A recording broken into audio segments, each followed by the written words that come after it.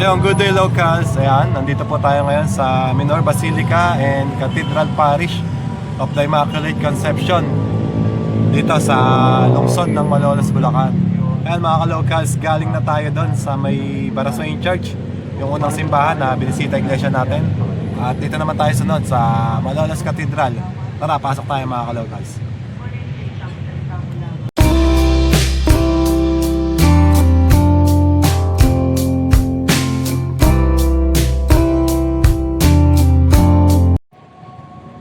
Ang Katedral ng Malolos ay isa sa pinakamahalagang makasaysayang simbahan sa Pilipinas. Narito ang buod ng kasaysayan nito. Pagtatatag, itinatag ang parokya ng Malolos noong Hunyo 11, 1580 sa ilalim ng pamamahala ni Fray Mateo de Mendoza. Konstruksyon, ang kasalukuyang istruktura ay sinimulang itayo noong 1814 at natapos noong 1817. Arkitektura, ang disenyo nito ay hango sa estilong Romanesque Revival o New Romanesque. Bahaging pampulitika, noong panahon ng Rebolusyong Pilipino, nagsilbi ang kumbento ng simbahan bilang palasyo presidensyal ni General Emilio Aguinaldo. Pinsala sa digmaan, bahan ng mga paalis na sundalong Pilipino noong digmaang Pilipino-Amerikano noong 1899 upang hindi ito magamit ng mga kaaway. Katayuan bilang katedral, noong Marso 11, 1962, naging ganap na katedral ang simbahan kasabay ng pagtatatag ng Dioceses ng Malolos. Basilica Menor, itinaas ang antas nito bilang isang Basilica Minor noong 1979 bilang pagkilala sa kahalagahan nito sa pananampalataya at kasaysayan. Ang kapangyarihan ng kadiliman, pagkos ay mapagtagong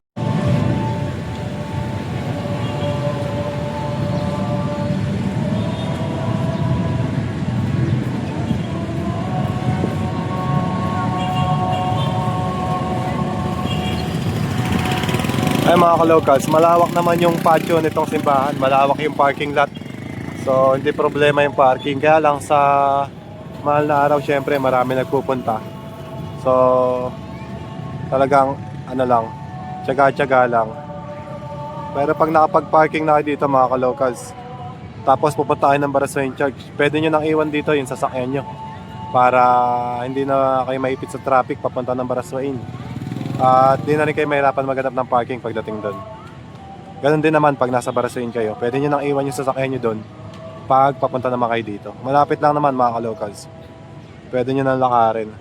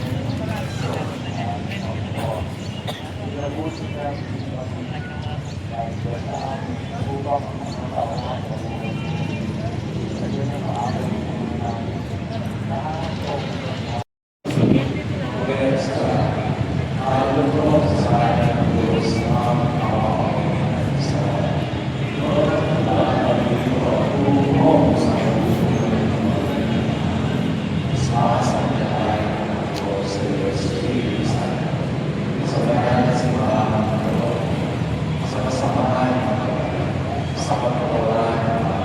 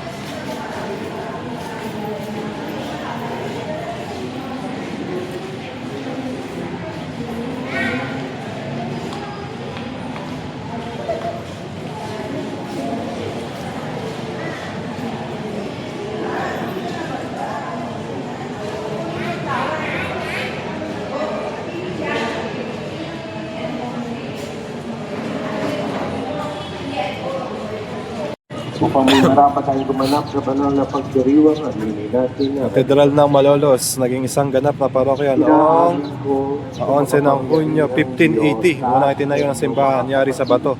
Noong 1601. Nang itindig noong 1817, may planong krus na kaya sinasamo po Latin sa at mga ang disenyo sa lahat ng patsada ayon sa arkitektura. at sa inyong mga kapatid na ako'y panalangin sa Panginoong ating Diyos. Tawaan tayo ng mga Kawa.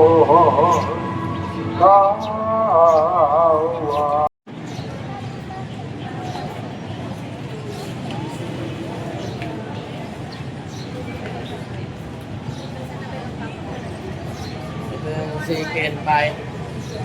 Ken Pai ito.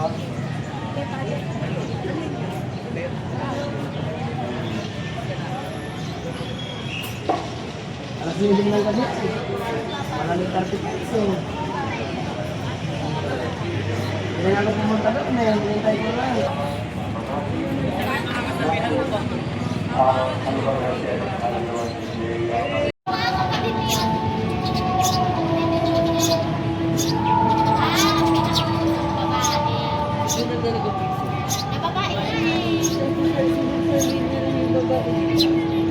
So, sa pagtulog.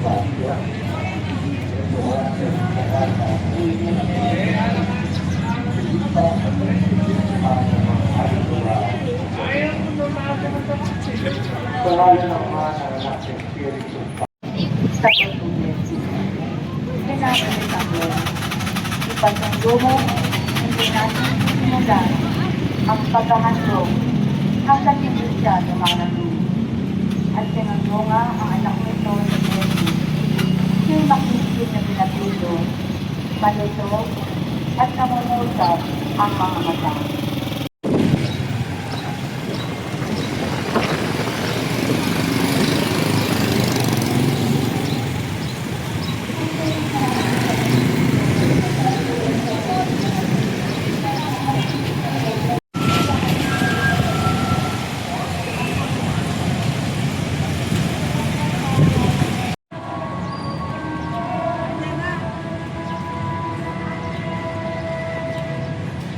manalangin tayo. Kasama na natin sa ating panalangin sa Commission and Family Life na kailang ginagampanan ang kanilang misyon sa bayan natin dito sa ating parokya. Tama naming makapangyarihan, ikaw ay nakipagkasundo sa katauhan sa pamilihan ng iyong salita sa maskat na pagsabat matibay na pagkampalataya. Ang sabay ng Kristiyano ay makasunod namang masaya